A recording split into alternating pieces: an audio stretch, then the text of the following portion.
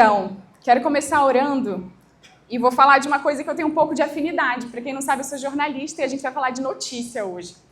Então, é algo que me inspira, é um assunto que me inspira e eu sei que o Espírito Santo tem algo para derramar aqui sobre a vida de cada um de nós. Então, vamos orar. Deus, em nome de Jesus, Pai, que o Teu Espírito Santo tenha liberdade nesse lugar. Que não seja eu, Senhor, que não sejam as minhas palavras, mas que seja, Senhor, o Senhor falando através de mim. Que o Senhor possa, Pai, avisar cada um, caso eu erre, caso eu tropece de alguma forma. Que Teu Espírito Santo tenha liberdade aqui, em nome de Jesus. Amém. Gente, vamos lá. Eu sou a Bia, para quem não me conhece. Sou casada com o Gabriel, que não está aqui agora, aquele tesoureiro, né, do Relive, está contando as ofertas. Filha dessa casa há 2 anos. E o que mais me chamou a atenção quando, enfim, eu recebi do Espírito Santo essa direção dessa palavra, é o contexto do mundo que a gente vive hoje. Todo mundo tem alguma notícia horrível para contar. Todo mundo tem alguma preocupação enorme para dividir um com o outro. E a gente vive num contexto onde cada esfera da sociedade tem algo que nos preocupa. Né? Eu falo sobre relacionamento, quem não sabe. Então, você que é solteiro, você que é solteira, às vezes você olha para o contexto e fala, meu Deus, logo na minha vez, o feminismo está em alta. E, enfim, muita traição, muito divórcio. Há pouco tempo eu estava produzindo conteúdo e eu vi uma notícia que eu fiquei muito triste de ler, que foi que o divórcio do lado de dentro da igreja se igualou à taxa de divórcio do lado de fora da igreja. Ou seja, quem acredita em casamento também está se separando. E isso me deixou muito impactada, porque nós de dentro da igreja estamos nos igualando em taxas com o mundo inteiro lá fora. Isso é uma má notícia. Outra má notícia, você que pensa e sonha em ter filhos, eu estou bem nessa fase de olhar para o mundo, ver o que o mundo tem a oferecer, isso me preocupa, porque eu planejo ter filhos. A gente vê as coisas fora de lugar, a gente vê ideologias tomando espaço, a gente vê os colégios trocando todos os assuntos por assuntos que não são aqueles que nós acreditamos e nós defendemos. Então, isso me preocupa. Isso é uma má notícia, né? Então, divórcio, filhos, inflação, crise, o que não falta são notícias que nos preocupam. E é muito difícil, por quê? Porque nós somos justamente aqueles que foram chamados para pregar as boas novas. Como ser aquele que prega boas novas num contexto onde tudo é má notícia? Eu tenho amigos, tem gente que eu convivo que sempre tem uma notícia ruim para me contar. Sempre assim, a gente vai conversar, meu Deus, você viu que... E coisas catastróficas, às vezes eu fico chocada, assim, vou conversar com alguém, meu Deus, você viu que em Águas Claras uma pessoa pulou de não sei aonde, ou, meu Deus, teve um assalto na sua rua e eu nem estava sabendo. Então, sempre tem alguém que vai entrar em contato com a gente para dar alguma notícia ruim. Como, então, nos posicionar e atualizar a frequência do nosso ouvido, como o bispo sempre fala, para que a gente possa filtrar essas notícias? E só existe uma forma de responder essa notícia, que é indo para a palavra de Deus, assim como todas as questões que a gente vai entrar em contato na nossa vida. E hoje eu quero falar para vocês de uma história que chamou muito a minha atenção no início desse ano, quando a gente começou aí o Bíblia Todo Dia. Quem está fazendo Bíblia Todo Dia aqui? Isso aí. Então, mais ou menos ali na época que a gente chegou em Números, eu comecei a ficar extremamente impactada por uma história que eu já tinha lido 200 vezes desde que eu sou criança. Comecei a ficar extremamente encabulada com a história de Moisés, de Josué, e isso saltou nos meus olhos, e quando a gente estava conversando, eu e o pastor, ele falou, Bia, você quer falar sobre o quê? E só vinha isso na minha cabeça. Há alguns meses eu só penso na postura de Josué e de Caleb. Como eles estavam num contexto, né, onde eles poderiam ter ido com a pressão de todo mundo, o que fez Josué e Caleb serem os portadores das boas notícias. E é isso que a gente vai mergulhar agora. Então, abram aí as Bíblias de vocês ou me acompanhem na leitura em Números 13. A gente vai ler, eu vou saltando um pouco dos versos, mas a gente vai começar aqui no versículo 1 ao 3. E falou o Senhor a Moisés, dizendo: envia homens que espiem a terra de Canaã, que eu darei aos filhos de Israel. De cada tribo de seus pais enviareis um homem, sendo cada qual príncipe entre eles. Enviou-os, pois, Moisés do deserto de Parã, segundo o mandado do Senhor. Todos aqueles homens eram cabeças dos filhos de Israel. Isso é algo importante para a gente parar e refletir um pouco. Todos os homens que ele está citando, que foram enviados como espias, eram cabeças entre o povo. O que isso significa?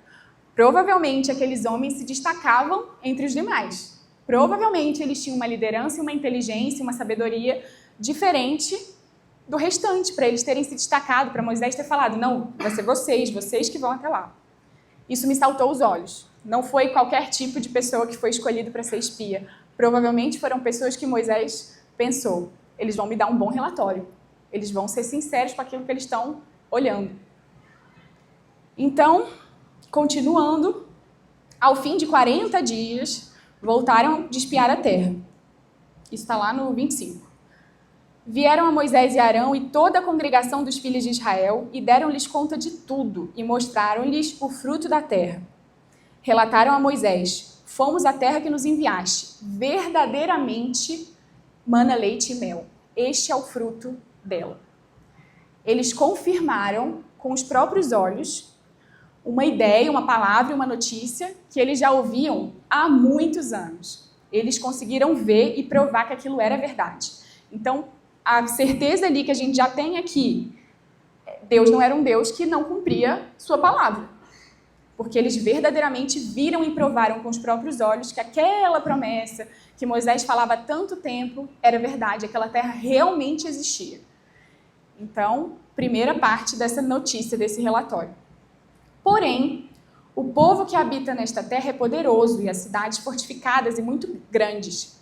Vimos ali também os filhos de Anak. Vou pular um pouco aqui para o 30.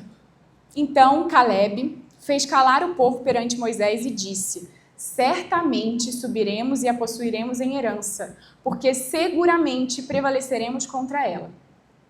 Isso não foi um achismo, a forma que ele fala. Está dizendo que ele fez calar o povo, literalmente ele calou a boca de quem estava falando um monte de asneira. Ele falou: não, peraí, não é sobre isso que a gente tem que falar. Na verdade, certamente subiremos e possuiremos em herança, porque seguramente prevaleceremos contra ela. Isso não é um discurso de alguém que está em dúvida. Isso não é o discurso de alguém que está com medo. Né? Certamente é uma palavra que demonstra essa confiança que ele estava sentindo. Só que todo o resto dos homens, os outros 10, falaram: não poderemos subir, porque ele é mais forte, aquele povo é mais forte do que nós. E eles infamaram a terra que tinham espiado. Então, eles chegaram botando medo nas pessoas, de acordo com as coisas que eles viram na terra que mana leite e mel. Falaram que tinham homens de grande estatura e 1 milhão de detalhes para ajudar a deixar o povo mais medroso ainda. E aí, é claro, normalmente é assim que acontece, a maioria, toda a congregação, gritou em alta voz e o povo chorou aquela noite. Se você já leu essa parte, que eu creio que você já leu, você sabe que tinha muita gente junto, né? Tinham milhões de pessoas, se eu não me engano, juntas. Você já imaginou a cena de todo mundo levantar e começar a chorar? Que loucura que deve ter sido essa cena. Esse medo deve ter sido algo que se espalhou de uma forma tão pesada e forte. E para Josué e Caleb, eu queria que vocês imaginassem. Eu gosto muito de ler a Bíblia imaginando uma história mesmo, né? Tentando visualizar aquilo que aconteceu. Frente a toda uma congregação de milhões de pessoas se levantarem e chorarem, eu, Bia, ia falar: ai meu Deus, eu acho que eu estava meio sem noção mesmo. Eu acho que, de fato, tinha alguma coisa ali que eu não notei, eu acho que eu estava meio avoada. Realmente, se a maioria está chorando é porque eu tive uma visão toda errada. Normalmente é assim que a gente reagiria. Mas não. Mesmo tendo gente que levantou e falou: não, vamos buscar um líder, bora voltar para o Egito, porque teve gente que estava com essa atitude, apesar, né, de todos os milagres que eles tinham vivido naquele tempo, eles cogitaram largar tudo, mesmo tendo a confirmação daquela visão de que tinha uma terra mesmo, que aquilo era verdade, eles cogitaram voltar para o Egito. Quantas vezes a gente não faz isso? Querer voltar para o nosso passado simplesmente por um medo, ou porque alguém do nosso lado está chorando de medo, ou porque alguém do nosso lado não está acreditando que realmente Deus tem uma promessa, que realmente Ele vai cumprir uma promessa. E Josué e Caleb foram essas pessoas que viram exatamente o que os outros 10 espias viram. Na minha concepção e interpretação, e acredito que na maioria de vocês, não houve aqui algo sobrenatural que fez com que Josué e Caleb tivessem outra visão diferente. Ou, de alguma forma, Deus ia ter tapado a visão deles, ou teria descido um anjo. Na Bíblia não diz que isso aconteceu. Na Bíblia não diz que um anjo veio e soprou e falou: calma, amigo, tá de boa aqui, você vai poder chegar aqui, um dia você vai morar aqui. Não, realmente, eles viram a mesma coisa. Todos eles tiveram a mesma visão da realidade. Mas, por que mesmo tendo visto o mesmo que a maioria, as más notícias, de alguma forma, não os impactou? Alguma coisa eles tinham de diferente que fez com que eles olhassem o que todo mundo viu e ficassem ali com confiança extrema, usando palavras como: certamente Deus vai nos entregar essa terra, com certeza a gente vai habitar aqui. Então eles nem tremeram na base. Então eu quero que a gente pense junto aqui. Por que os dois eram diferentes? E antes da gente ir para esse motivo, gente, eu comecei uma pós-graduação em neurociência há pouco tempo, então tudo eu estou querendo falar de neurociência. Isso está realmente chamando muito a minha atenção. A Gabi, cadê a Gabi, que pregou, psicóloga? Não estou achando a Gabi. Gabi, você me corrige se eu estiver errado. Mas eu estudei há pouco tempo uma coisa que explodiu a minha mente, que é um conceito na neurociência de que o nosso cérebro, ele quando está sob emoções negativas, ele tende a ser local. Ou seja, ele fica com aquela vista ali no problema, exatamente naquilo que está errado, exatamente naquilo que preocupa. Mas quando o nosso cérebro está sob emoções positivas, ele tende a ser amplo, visão ampla. Normalmente é assim que acontece. E não é algo teórico, não, é algo comprovado, que muda, inclusive, a forma que as nossas células, os nossos nervos e tudo que existe dentro da nossa retina funcione. Ou seja, exemplo, né? Quando você está super estressado, super preocupado, super cansado, normalmente você esquece chave, você esquece onde você botou a sua carteira, você esquece de mandar, de responder a mensagem para aquele amigo. É um momento de sobrecarga. Sua visão é local. Mas, quando você está sob emoções positivas, como fé, esperança, tudo isso que nós estamos acostumados em sentir como cristãos também, quando a gente está tranquilo, quando a gente está confiante, a gente tende a ter facilidade na hora da decisão. Não é tão difícil você tomar uma decisão na hora que está tudo bem. Você para de considerar aquele pontinho que pode dar errado, respira fundo e começa a decidir com mais sabedoria. E eu acho isso extremamente legal, porque eu tinha uma visão que essas coisas da psicologia era algo super teórico e que isso não influenciava biologicamente na gente. Mas isso influencia muito. O nosso corpo, ele é feito e criado por Deus para que todo o resto forme um sistema perfeito onde as coisas realmente se conectam e literalmente o nosso campo de visão mental muda de acordo com o que a gente se alimenta, literalmente. Então eu sempre falo, eu acho que é algo que uma das coisas que eu mais repito, porque é algo que eu vivi. Eu era aquela pessoa que falava assim: ah, mas eu vou escutar essa música só na academia. O que o crente vai ouvir na academia? Não tem música para ouvir na academia que vai dar o mesmo efeito de outro tipo de música. E eu sempre falava isso e negligenciava o tipo de música que eu escutava. E eu não entendia por que eu estava triste na minha época de solteira, por que eu estava carente, por que eu estava cogitando pecar. Sabe pecado premeditado? Gente, eu sei que não existe pior tipo de pecado, mas é o pior tipo de pecado. Quando você planeja pecar. Quando você está escutando uma música e você planeja pecar. Porque é aquilo que está chegando no seu ouvido, no seu cérebro, no seu coração.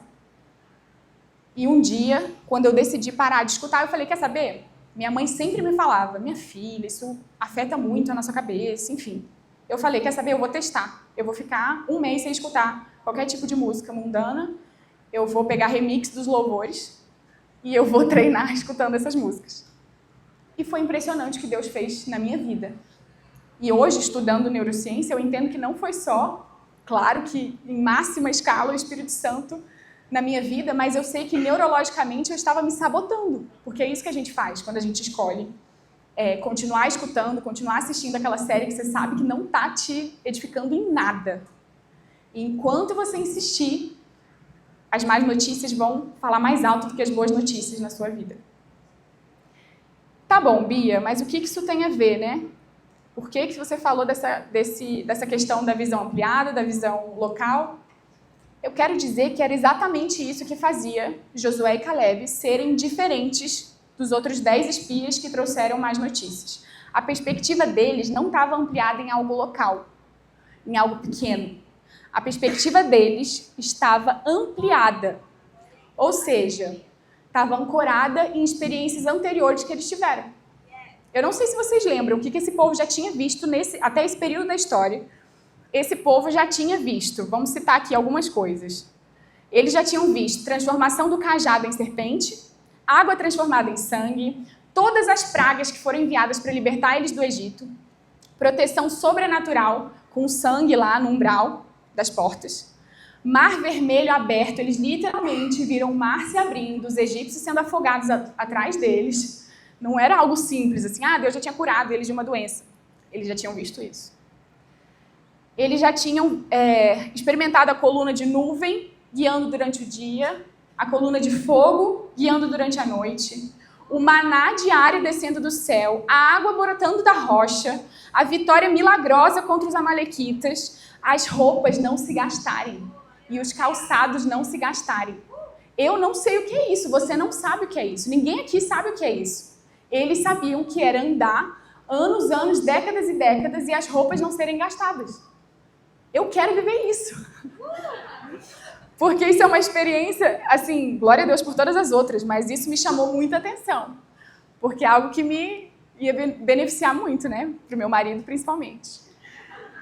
Então, eles já tinham vivido tudo isso. Já era algo que já provava a fidelidade de Deus, já provava o poder que Deus tinha, já provava, inclusive, que Deus estava com eles. Tudo isso.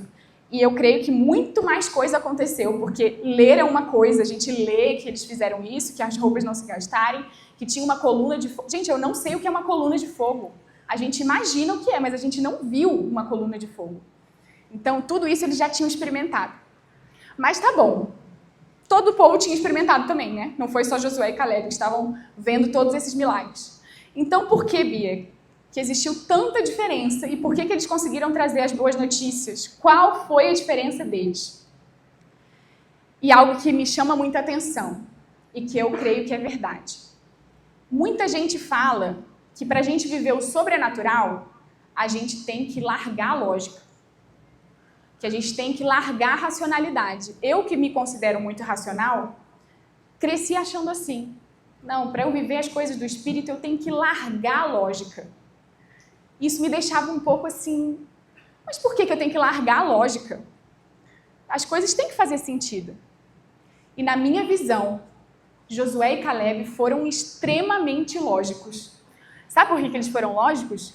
Porque eles não são burros. Eles viram tudo isso acontecer e olha qual é a lógica inteligente que um ser humano poderia fazer. Deus fez tudo isso, Deus é o mesmo ontem, hoje e para sempre. Por que ele vai errar agora? Por que ele não vai acertar agora? Isso não é lógico? Isso não é racional? Para mim, isso é extremamente racional. Não tem como eu chegar no momento de perigo e o Deus que abriu o mar, que afogou os egípcios, que fez a água brotar na pedra, que fez os amalequitas serem derrotados. Por que agora eu vou pensar, não, isso daqui é ruim para Deus, isso aqui ele não consegue, não. Isso é ser ilógico. É ter uma concepção completamente errada dos fatos. Então, ser sobrenatural, ter confiança em Deus, é ser lógico, usar lógica. Ai, Deus já me livrou de ficar doente numa cama de hospital, por que ele vai deixar agora eu ser, enfim, perseguida na minha faculdade? Ou eu sofri lá atrás, eu fui traída, Deus recuperou a minha confiança, o meu valor, Deus hoje me ensinou que eu sou amada, que eu sou filha amada do Senhor, mas aqui Ele vai me largar e vai deixar eu tropeçar e cair de novo? Não é lógico viver assim. Viver com medo, sendo filho de Deus, é completamente ilógico, não é racional e um pouquinho burrice também. Porque a lógica nos entrega a verdade. Eu sei que é simples falar. Eu também tenho medo, muitas vezes, quando eu vejo uma terra de gigantes. Mas que nós possamos ser inteligentes mesmo, de olhar para trás. Se for para olhar para o passado, que seja para contar, para listar, igual a gente listou aqui, todas as coisas que Deus fez por você. E só de ler a Bíblia a gente já vê 1 milhão de coisas que Deus fez por você de forma geral. Mas existem coisas que Deus fez por você de forma muito específica, de forma muito personalizada mesmo. Então, lembrem daquilo que Deus já fez. Isso é a principal coisa para te fazer ser um portador de boas notícias. Lembre, seja lógico, seja racional. Então, pare de ignorar uma memória da fidelidade de Deus. A sua memória ela precisa ser revisitada o tempo inteiro. Isso não é revisitar passado. Isso é revisitar a fidelidade de Deus. Ele é o mesmo, ontem, hoje, para sempre. Então, pare de olhar para trás e cogitar voltar para o Egito, simplesmente porque apareceu um gigantinho, que não é nada para Deus, que é uma formiga para Deus. Então, que nós possamos entender que a lógica e o sobrenatural andam, sim, lado a lado. Mais uma coisa que me chamou muita atenção é que eles tinham um relacionamento não só com as experiências dos milagres, mas eles tinham uma relação com o Deus dos milagres. Isso tem uma grande diferença, tá? As pessoas, hoje em dia, até quem não é crente, vê muita gente sendo curada da UTI, vê muita gente se recuperando de dívidas horrorosas.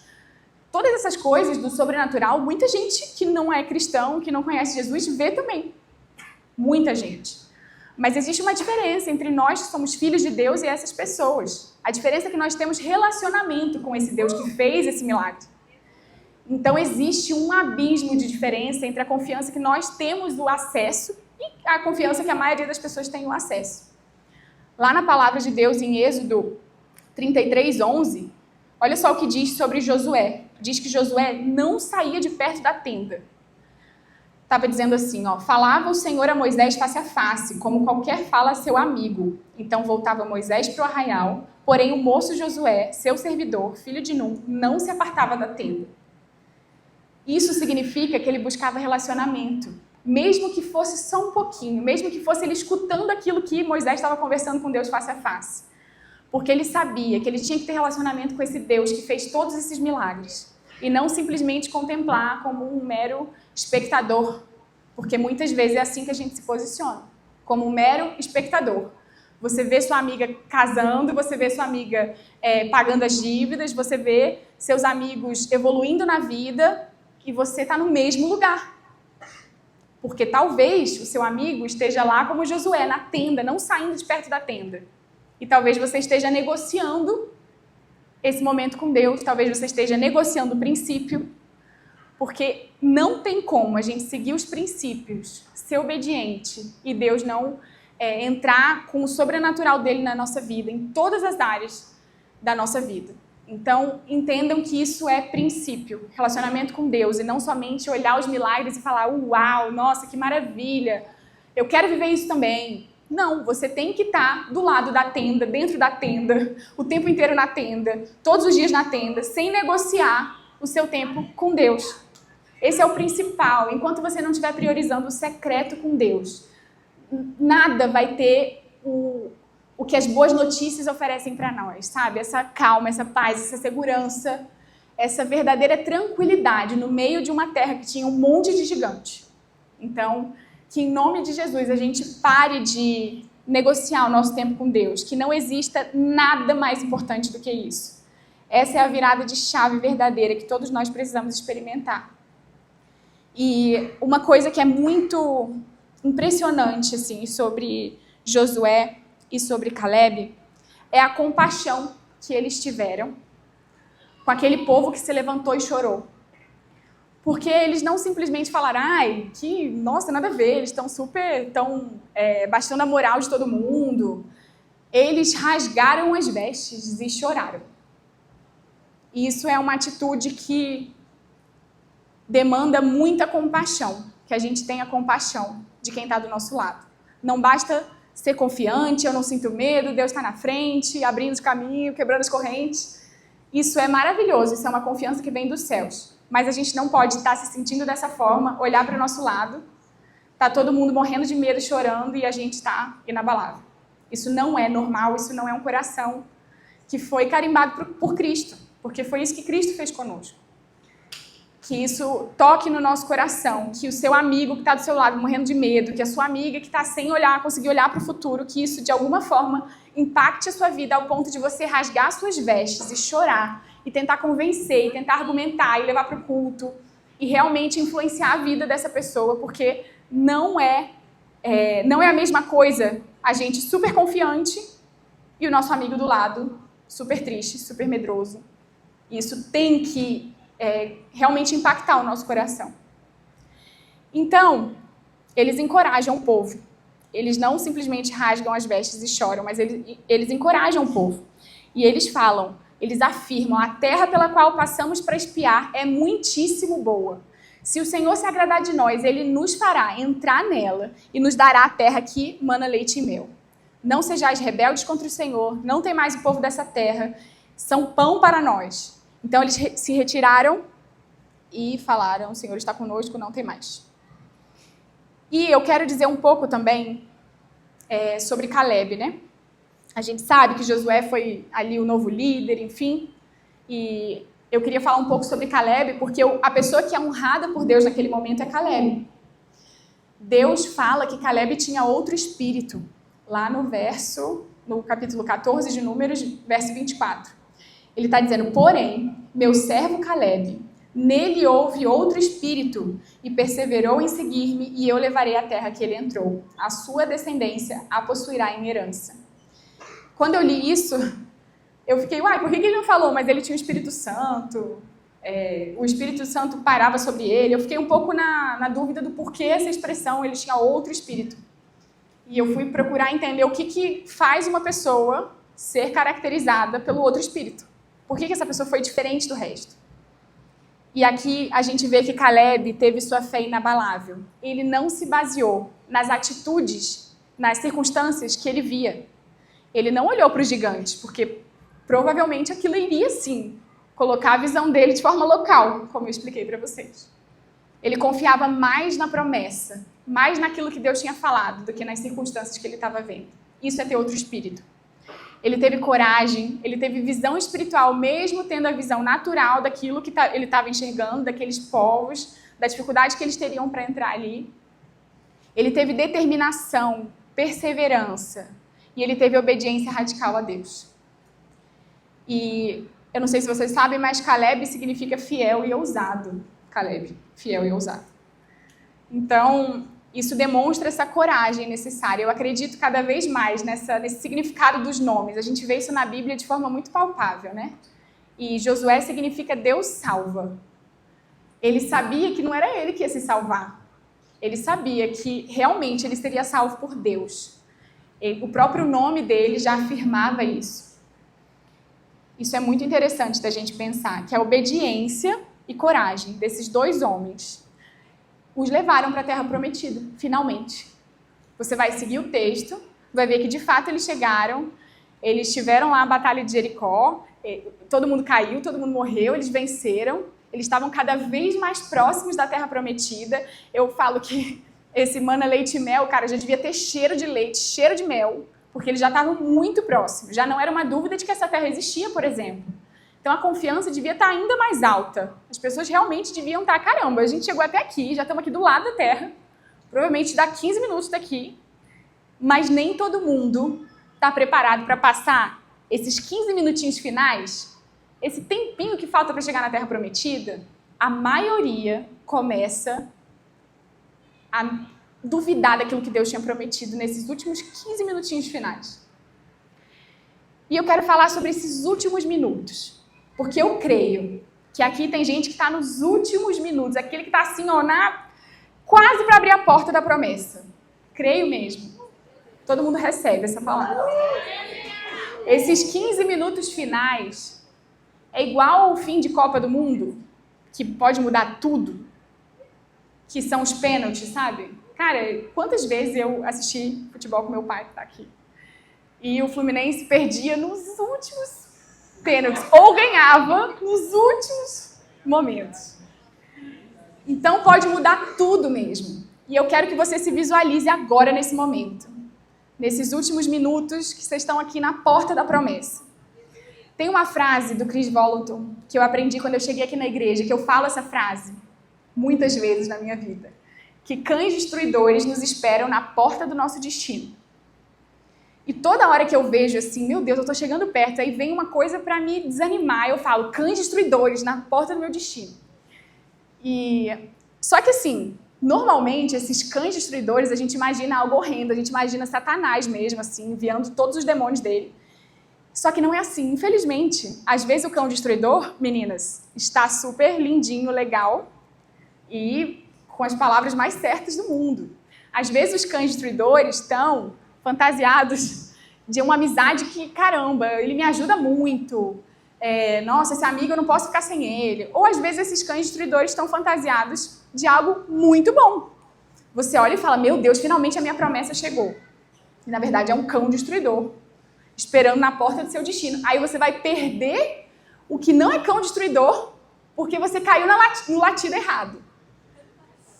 Isso é extremamente difícil de reconhecer. Não é uma coisa assim, meu Deus, tem o Satanás de um lado e tem um anjo do outro. Não é assim. Normalmente, o cão destruidor está com carinha de anjo.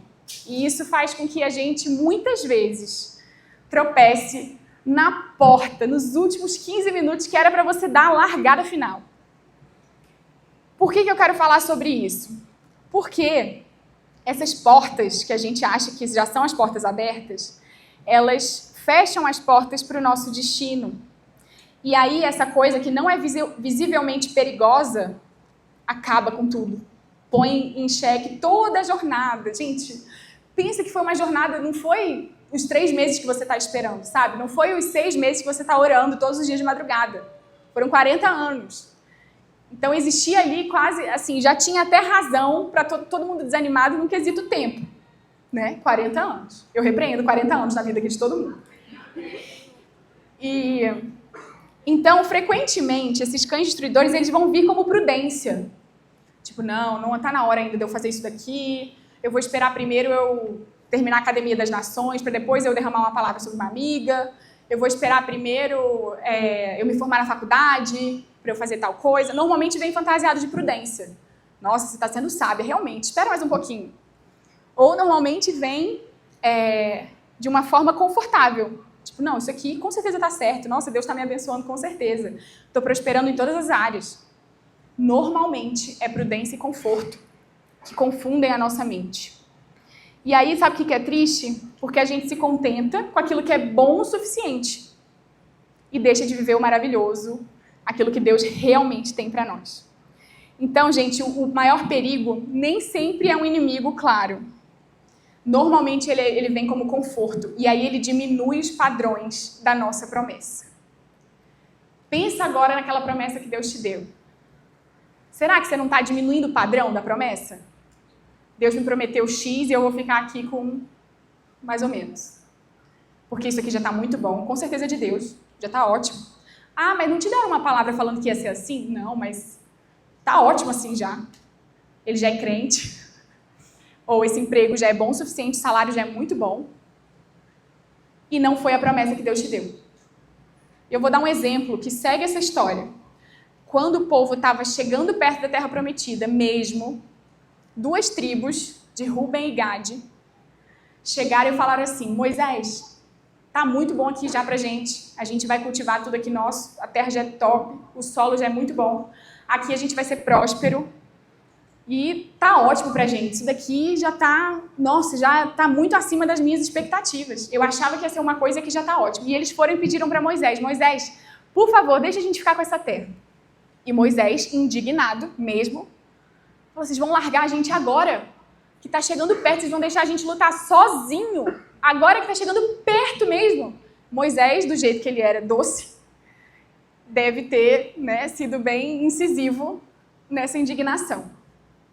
Mas, como sempre, Moisés não simplesmente acha uma coisa e está decidido, ele vai falar para Deus. Esse é um ensinamento bom.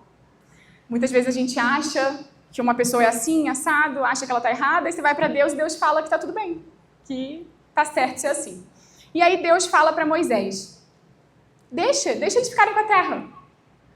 A gente sempre acha que Deus vai falar, não, vai matar os dois, pendurar a cabeça dos dois aqui e, enfim, eles vão ser a prova de que tem que se confiar nas promessas de Deus. Não, Deus fala, pode deixar eles ficarem com essa terra. Se eles querem ficar com essa terra, beleza. Isso nos mostra que Deus não força suas bênçãos. Infelizmente, né? Muitas vezes a gente quer que Deus force sobre nós a vontade dele. Eu cheguei numa época da minha vida onde eu estava errando tanto em tantas coisas que eu falei, eu não decido mais nada. Deus é que vai decidir para mim. Eu aceito tudo que o Senhor quiser. Eu aceito o marido que o Senhor quiser para mim. Eu aceito o emprego que o Senhor quiser para mim. Eu não quero decidir. Eu estou me retirando do poder de decisão na minha vida. Mas não é bem assim que Deus quer que as coisas funcionem. Ele permite que a gente escolha. Ele não quer que a gente chegue na Terra Prometida por acaso. Tipo, a galera tá indo, cheguei na Terra Prometida. Não. Quem entrou na Terra Prometida queria muito, porque foi muito testado por muitos anos. Então não vai ser qualquer tipo de pessoa que vai chegar nessa porta do destino, realmente na porta da sua promessa. Se você estiver desdenhando daquilo que Deus te falou que Ele vai dar, provavelmente você vai cair na lábia do cão destruidor. Provavelmente você vai cair na ladainha de outras pessoas que estão por ali falando que já está bom isso daqui. Que isso aqui já é muito bom, já está bom o suficiente, você vai diminuir o padrão da promessa que Deus te deu, simplesmente porque sua visão é muito pequena para confiar naquele que te prometeu muito além daquele bom o suficiente. Nós não somos filhos do bom o suficiente. Nós somos filhos do mais que o bastante. Então não tem por que você estar considerando o bom o suficiente. Isso está te afastando cada vez mais dessa porta do seu destino. E Deus entrega o homem às suas próprias escolhas. Isso é muito triste. Lá em Romanos 1:24 diz, por isso, Deus entregou tais homens à imundícia, pelas concupiscências de seus próprios corações, para desonrarem seus corpos entre si. Se você busca imoralidade sexual, se você insiste em imoralidade sexual, se você insiste em pecado, em pornografia, em mentir para todo mundo, inventar histórias, se você insiste em viver assim, Deus, infelizmente, vai te entregar essa vontade. E que triste viver uma vida onde você insistiu tanto em viver do jeito que você queria, que Deus falou, cara, vive aí então. Vive aí o que você quer. Imagina que triste viver desse jeito. E eu quero que você pense se você não está vivendo essa vontade que você insistiu tanto que Deus falou, quer saber? Vive logo isso que você quer. Eu não quero ser a filha que Deus desiste. Não que Ele desista de nós. Mas se a gente insistir muito, na Bíblia diz que Ele vai nos entregar essa vontade. E que a gente vai viver as consequências dessa nossa escolha. E é muito triste saber que muitos de nós temos insistido em viver o bom bastante. Aquele ali que está quase lá, mas não é quase lá. E eu falo com muito amor, como um alerta, de que se você quer muito viver isso, você vai viver. Mas existe um custo. E sabe qual foi o custo para essas tribos de Ruben e Gade? Deus deixou eles ficarem com a terra. Deus deixou, provavelmente eles tiveram ali anos de bênção, plantaram as coisas, criaram os gados bonitinhos, provavelmente prosperaram de alguma forma. Mas lá em 1 Crônicas diz que Ruben e Gade, essas duas tribos, levaram eles para um tempo de cativos. Eles se tornaram escravos. Eram para eles estar lá na Terra Prometida. Tempos depois, eles foram escravizados. Olha só como o bom bastante é horrível. Olha só como o bom o suficiente pode te levar à escravidão do pecado. Então, aquilo que parecia conforto se tornou escravidão. Existe um preço para a falta de coragem. Então, Com a história de Josué e Caleb, a gente aprende que é muito melhor obedecer, ter coragem, do que sacrificar, do que procurar aquilo que já estava bom o suficiente. Mas Josué e Caleb alcançaram a terra prometida. E eu quero falar com vocês agora, para finalizar, Muito legal estar aqui em cima, porque sempre eu faço lá. Sempre estou na mídia, escalada. E é muito bom viver aquilo que Deus tem prometido para nós da forma mais verdadeira, realmente parecida com esse plano original que Deus tem para a gente. E eu vou contar para vocês uma situação que a Lari hoje me fez lembrar. De que dia 26 de janeiro de 2023, eu lembro a data, porque foi extremamente impactante na minha vida. E como Deus é lindo, porque envolveu a Lari e o Tiago, me deram uma palavra, dia 26 de janeiro de 2023. Se eu chorar, me perdoa. E eu nem era da igreja ainda, assim, verdadeiramente. Eu cheguei dia 6 de janeiro aqui, de 2023. Meus pais já eram da igreja. E sabe aquele dia que a acusação está falando bem alto todo o seu passado, que teoricamente você estava tentando sair, vem um dia de acusação, uma voz de acusação na sua vida. Aquela voz de que você não merece estar vivendo isso que você está vivendo, pode voltar para o seu Egito, aquele é o seu lugar. Desde o momento que eu acordei de manhã, no dia 26 de janeiro, eu tomei banho escutando essas vozes. Eu me lembro da sensação, tomando banho, assim, uma opressão maligna na minha vida. E estava em época de congresso de verão. Meus pais falaram, se arruma que você vai com a gente no congresso de verão. Eu falei, caraca, se tem um lugar que eu não quero estar, é na igreja hoje. Eu sempre fui sensível ao Espírito Santo no sentido de que quando eu estava mal com Deus, eu não queria ouvir nem louvor. Porque eu pensava, caraca, se eu ouvir um louvor, eu vou ficar destruída. E aí eu cheguei na igreja, sentei longe, muito longe. E comecei a chorar, estava sentada. Eu falei, eu vou ficar aqui de cabeça baixa até o final. Porque, pensa, uma criação batista, não tinha isso de palavra, não. Não tinha isso de muita coisa de receber palavra profética. E isso me dava até um incômodo, como uma recém-batista chegada na igreja. E eu falei, eu vou ficar aqui e ninguém vai me encontrar. E começou a tocar o louvor. O louvor era aquele da Cassiane, com muito louvor. E eu amo essa música. E aí eu senti um toque, assim. Eu vi eles dois caminhando na minha direção. Eu falei, meu Deus, o que eles estão vindo fazer aqui? E tinha que ser jovem, porque eu sou jovem. O que esses jovens estão querendo aqui falar comigo? E eles me deram uma visão, uma percepção. E eu falei, cara, por que eles estão aqui? Como é que eles me acharam? E eu escutava Deus falando que era Ele, que Ele tinha me levado naquele dia. Porque algo iria acontecer naquele dia. E eles falaram assim, Bia, eu vejo você num barco e tudo está muito escuro. E você não está conseguindo ver a direção. Você não está conseguindo olhar para qual direção ir. Mas nós dois viemos aqui para falar para você que é só você olhar na direção que é Jesus. Porque esse barco vai chegar em terra firme. Então não tire os olhos de Jesus. E eu fui tomada por uma alegria sobrenatural. A partir daquele dia, eu não tive mais tristeza na área do que eu estava sentindo tristeza. Naquele dia, eu vivi Salmo 126. Meu choro foi transformado em riso. E eles, com a palavra direcionada do Espírito Santo, eles selaram na minha vida um tempo de abundância. na área que eu mais sofria, na minha maior decepção, naquilo que eu mais derramei lágrimas para o Senhor. Hoje é um ministério que eu tenho.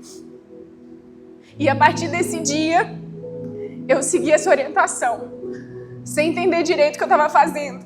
Eu falei, eu vou olhar para a direção que é Jesus e eu vou ser muito radical. Eu vou olhar para Jesus e eu não vou negociar princípio. Eu vou ser aquela crente chata. Eu vou finalmente provar Deus na minha vida. E eu experimentei cada palavra que foi liberada para mim aquele dia. Eu entrei no barco, eu aprendi o que é estar no barco do lado de dentro com Jesus. Eu aprendi a ouvir a voz do Espírito Santo me guiando mesmo no escuro, porque era uma fase que eu ainda estava no escuro, de verdade. Isso foi dia 26 de janeiro de 2023. E o tempo foi passando. E Deus foi me curando. Deus me tornou de novo alegre. E eu amo o significado dos nomes, como eu falei. O meu nome significa aquela que traz alegria. E há muito tempo eu estava triste. Há anos eu vivia em tristeza. E Deus foi trazendo de volta o significado do meu nome na minha vida. Eu fiz uma oração e falei: Deus, eu não quero nada que não seja carimbado pelo seu nome na minha vida. Eu não quero nenhum tipo de relacionamento que não venha de ti. Isso foi dia 26 de janeiro de 2023. Deus foi me curando. Eu aprendi que Jesus era o meu marido. Ele era aquele que ia me dar tudo que eu precisava. E eu fiz uma oração renunciando ao meu casamento. Eu falei para Deus, se o Senhor nunca mais quiser que eu me case, eu não preciso. Porque eu encontrei plenitude tão grande. Eu me sinto tão amada. As minhas horas de devocional nessa época solteira, por isso que eu falo que existe uma preciosidade na época da solteirice.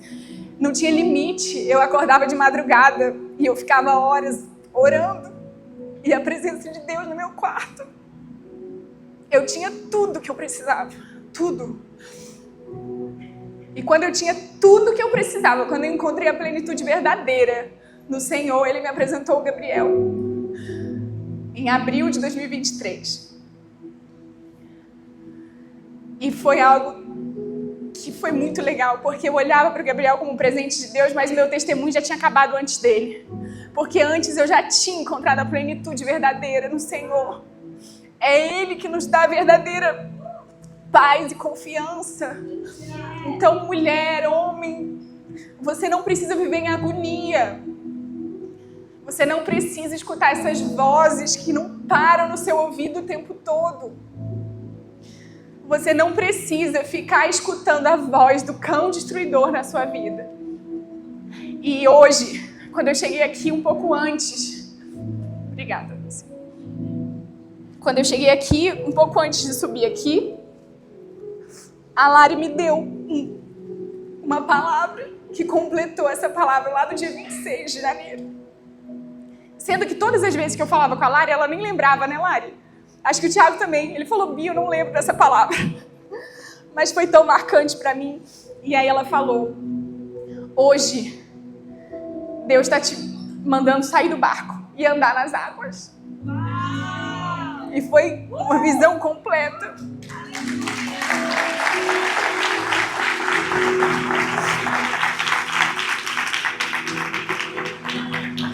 E na hora que a Lari me deu essa palavra, eu ouvi, não é pra você só. Essa palavra não é pra você, Bia. E eu creio que essa palavra é pra vocês que estão aqui. Vocês estão vivendo um caminho de já entender da importância de Jesus estar dentro do barco. De entender que Ele que está guiando todas as coisas. Você já sabe todos os princípios bíblicos, você já conhece onde está na Bíblia várias histórias. Você já sabe, se desenvolveu aí no seu ministério, mas não pode ficar aí. Não pode ficar desse jeito onde você está no barco com Jesus e está tudo bem. Porque Ele já está do lado de fora, no meio das águas, te chamando para andar sobre as águas. E hoje, quando você entende a verdadeira paz do Espírito Santo de Jesus na nossa vida, não tem como viver a atmosfera das más notícias frente a um Deus que faz isso. Gente, não tem cabimento eu ter tido o pior dia da minha vida lá nesse dia 26 e em questão de segundos eu ter mudado o meu rosto. Eu tirei uma foto, mandei para minha prima que está aqui também, uma foto do meu rosto em paz. Eu falei, eu não sei o que aconteceu, mas eu não consigo parar de sorrir. As circunstâncias não tinham mudado, tá? Como não tinha mudado? Não tinha nem uma hora que tudo tinha acontecido. As circunstâncias eram exatamente as mesmas. Nada tinha mudado. Mas o Senhor tinha carimbado um selo sobre mim. E é isso que eu quero derramar aqui na vida de vocês hoje. Aquilo que aconteceu comigo lá naquele dia, que seja derramado nesse lugar. E que o que era choro se transforme em júbilo na vida de vocês. E que essa experiência possa reverberar a ponto de vocês poderem contar o testemunho de vocês para outras pessoas. Que vocês possam realmente ter o discernimento de entender que é hoje esse dia. Que o dia 26 de janeiro de 2023 vai ser hoje o dia 29 de março de 2025. E que existe um selo sendo carimbado no coração de cada um. De uma nova fase. De fase de andar sobre as águas. Você não vai estar mais num barco confortável. Você vai estar na água mesmo. Sendo molhado nos pés. E às vezes a água vai estar fria. Mas vocês vão estar equilibradas no Espírito Santo de Deus. Que vai estar sustentando cada um de vocês. E eu quero pedir que se você sentiu que esse selo é para você, que você fique de pé. E eu quero orar, consagrando esse novo ciclo que começa hoje na sua vida. Esse novo ciclo onde você vai parar de escutar as más notícias que dizem para você, onde você vai parar de olhar as circunstâncias e vai olhar para Jesus. Você não vai olhar para a água te molhando, você vai olhar para Jesus. Pai, obrigada, Senhor, por esse dia que o Senhor escolheu, Paizinho, para nos marcar com a marca da confiança, com a marca, Senhor, da fé. Que o Senhor possa hoje, Senhor, olhar para todos esses corações, para todo mundo aqui que está realmente disponível para Ti, Senhor. E carimbar um selo no coração de cada um, que essas pessoas possam sentir, Senhor, que a partir de hoje será diferente. Que a partir de hoje não olhar mais para trás, não vai mais olhar para o Egito, não vai cogitar, Senhor, fazer o caminho de volta. A partir de hoje, dia 29 de março de 2025, começa um novo ciclo, onde toda tristeza, toda lágrima vai se transformar em júbilo, e o que era má notícia vai virar boa notícia. O que era, Senhor, perigo, Senhor, vai virar livramento, Pai. E eu consagro, Senhor, as nossas vidas a Ti. Eu renuncio, Senhor, tudo que nos prende a esse passado. E eu declaro que a partir de hoje, nós entramos numa nova estação, num novo tempo, Senhor, que nós viveremos a dependência real de Ti, onde a gente vai se encontrar, Senhor, no secreto contigo, experimentar coisas novas, boas notícias. Que o Senhor cale todas as outras vozes e que nós vivamos o sobrenatural com toda a lógica do mundo. Em nome de Jesus, amém.